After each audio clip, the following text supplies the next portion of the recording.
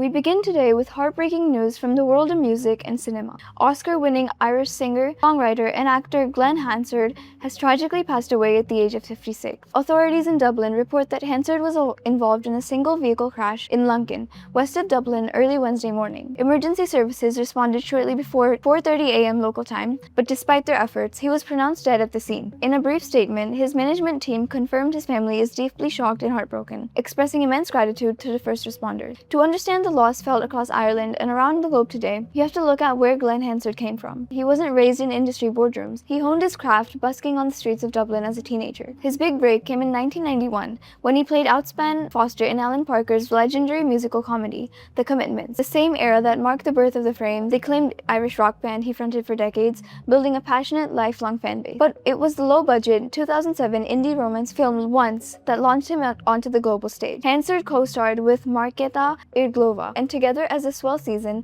they penned the hit Falling Slowly. The song went on to win the Academy Award for Best Original Song in 2008, inspiring a Broadway adaptation that would win 8 Tony Awards. Since the news broke, an outpouring of grief has poured in from across the globe. Bruce Springsteen posted a moving tribute on Instagram, describing Hansard as a generous and gracious man who was always positive and ready to sing. Ed Sheeran shared that he was heartbroken, calling Hansard an incredible force. Meanwhile, U2 frontman Bono paid tribute, calling him the most musical and mischievous archangel of Valley, adding, "For me, he will always be everywhere I see a coin spinning into an open guitar case." Actors Chris O'Dowd and Rachel Zegler, across with Irish Prime Minister and President Catherine Connolly, all shared